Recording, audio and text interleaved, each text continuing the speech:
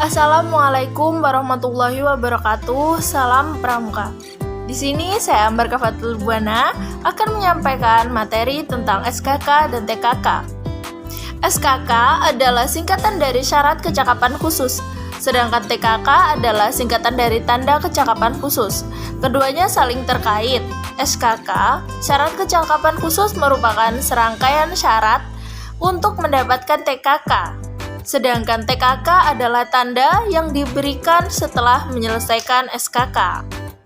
TKK atau tanda kecakapan khusus adalah tanda yang menunjukkan kecakapan, kepandaian, keterampilan, kemampuan sikap, dan usaha seseorang pramuka di bidang tertentu, sesuai dengan usia, jenis kelamin, dan kemampuan jasmani dan rohani. Untuk memperoleh TKK, seorang pramuka harus menyelesaikan SKK atau syarat kecakapan khusus terlebih dahulu. SKK berlaku bagi anggota pramuka siaga, pramuka penggalang, pramuka penegak, dan pramuka pandega. TKK bersifat opsional bagi peserta didik, sehingga seseorang peserta didik dapat memiliki TKK yang berbeda dari peserta didik lain. Dengan kata lain, seorang pramuka bebas memilih SKK apa saja yang diinginkannya, sesuai dengan kemampuan, keterampilan, dan minat yang dimiliki. Tingkatan dan bentuk tanda kecakapan khusus untuk masing-masing anggota peserta didik pramuka, yaitu yang pertama untuk pramuka siaga. SKK untuk pramuka siaga hanya terdiri atas satu tingkat. Tingkat kecakapan khusus untuk pramuka siaga berbentuk segitiga sama kaki terbalik atau sisi alas di bagian atas dan tidak memakai bingkai. Yang kedua untuk pramuka penggalang, SKK untuk pramuka penggalang terdiri atas 3 tingkatan dengan bentuk yang masing-masing berbeda. Tingkatan dan bentuknya yaitu yang pertama purwa, berbentuk lingkaran dengan bingkai berwarna merah. Yang kedua madya, berbentuk persegi dengan bingkai berwarna merah. Yang ketiga utama, yaitu berbentuk segi 5 dengan bingkai berwarna merah.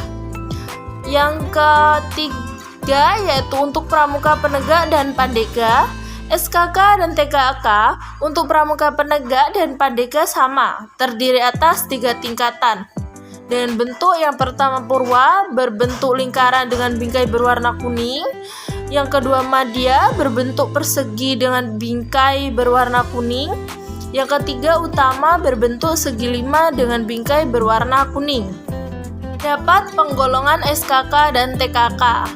Yang pertama bidang agama, mental, moral, spiritual, pembentukan pribadi dan watak. TKK pada bidang ini memiliki warna dasar kuning. Contoh SKK, TKK bidang agama, mental, moral, spiritual, pembentukan pribadi dan watak adalah yaitu SKK sholat, SKK penabung, SKK khotib, SKK muazin, dan SKK qori. Yang kedua bidang patriotisme dan seni budaya. TKK pada bidang ini memiliki warna dasar merah. Contoh SKK TKK bidang patriotisme dan seni budaya adalah SKK pengatur ruangan atau khusus pramuka siaga, SKK pengatur rumah, SKK pemimpin menyanyi, SKK menyanyi, SKK pelukis, SKK juru gambar, dan SKK pengarang. Yang ketiga yaitu bidang kesehatan dan ketangkasan. TKK pada bidang ini memiliki warna dasar putih. Contoh SKK TKK bidang kesehatan dan ketangkasan adalah SKK gerak jalan, SKK pengamat, SKK perenang, SKK penyelidik, SKK juru layar, SKK juru selam, SKK pendayung, dan SKK ski air. Yang keempat yaitu bidang keterampilan dan teknik pembangunan. TKK pada bidang ini memiliki warna dasar hijau. Contoh SKK TKK bidang keterampilan dan teknik pembangunan adalah SKK juru kebun, SKK potret, SKK berkemah, SKK peternak ayam, SKK pengumpul parangko, SKK juru semboyan, SKK menjahit, SKK pengendara sepeda, SKK juru masak, SKK pecinta dirgantara, SKK pengenal pesawat terbang, SKK juru peta, SKK navigasi laut, SKK komunikasi, SKK penenun, dan SKK perahu motor.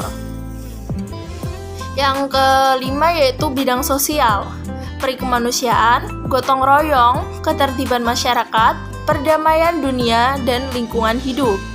TKK pada bidang ini memiliki warna dasar biru. Contoh dari SKK TKK ini yaitu SKK pemadam kebakaran, SKK pengaman lalu lintas, SKK pengaman kampung atau desa, SKK penunjuk jalan, SKK juru bahasa, SKK penerima tamu, SKK korespondensi, SKK P3K, SKK pembantu ibu atau khusus pramuka siaga, dan SKK perawatan anak. Adapun beberapa ketentuan mengenai SKK dan TKK. Yang pertama, hanya TKK yang ditetapkan Kuarnas yang boleh dipakai. Yang kedua, yang berhak memberi TKK adalah pembina atau pembantu pembina yang langsung membinanya atau seorang yang dianggap ahli dalam bidang tertentu. Yang ketiga, seorang pramuka hanya dibenarkan mengenakan TKK setelah yang bersangkutan, yaitu menyelesaikan SKK dan mencapai tingkat SKU Siaga Bantu, SKU Rakit, mencapai SKU Bantara, dan dilantik sebagai pramuka Pandega. Seorang pramuka tidak diperbolehkan memakai TKK untuk golongan peserta didik di bawahnya, kecuali pramuka Pandega yang boleh memakai TKK tingkat penegak. TKK yang tingkatannya lebih rendah tidak boleh dikenakan lagi setelah meraih TKK sejenis yang tingkatannya lebih tinggi. Semisal setelah mendapatkan TKK menabung tingkat madya, maka TKK menabung tingkat purwa harus dilepas. TKK tidak berlaku untuk pembina, andalan, anggota MABI, dan pramuka dewasa lainnya. Sekian materi penyampaian saya tentang SKK dan TKK. Saya ucapkan terima kasih. Saya akhiri. Wassalamualaikum warahmatullahi wabarakatuh.